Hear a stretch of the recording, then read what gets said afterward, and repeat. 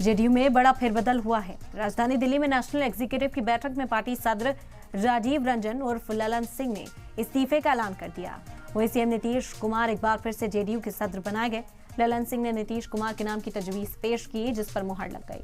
ललन सिंह ने कहा कि लोकसभा चुनाव लड़ना है, जिसमें वो मसरूफ रहेंगे, जिसके बाद उनका इस्तीफा कबूल भी कर लिया गया। बाद में ललन ने ही नीतीश कुमार को कौमी सदर बनाने की तजवीज पेश की, जिसे नीतीश ने मंजूर कर लिया, यानी वो जेडीयू के कौमी सदर बन गए। वाज़ेह हो कि ललन सिंह का इस्तीफा तुरंत नहीं हुआ। ऐसी खबरें हैं कि इसकी स्क्रिप्ट काफी पहले लिखी जा चुकी थी। पहले से चर्चा हो रही थी कि ललन सिंह कौमी सदर के ओहदे से हटेंगे और उनकी जगह कोई और इस ओहदे को संभालेगा। इसके पीछे एक वजह ये मानी जा रही है कि ललन सिंह से पार्टी के कई नेता नाखुश हैं। ये बात नीतीश कुमार तक पहुंची।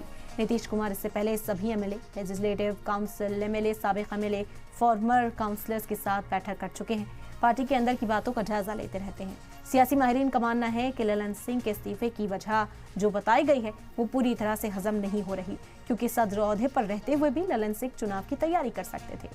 खास बात यह है कि नीतीश कुमार अपनी पुरानी गलती को दोहराना नहीं चाहते और उन्होंने ललन सिंह से इस्तीफा ले लिया।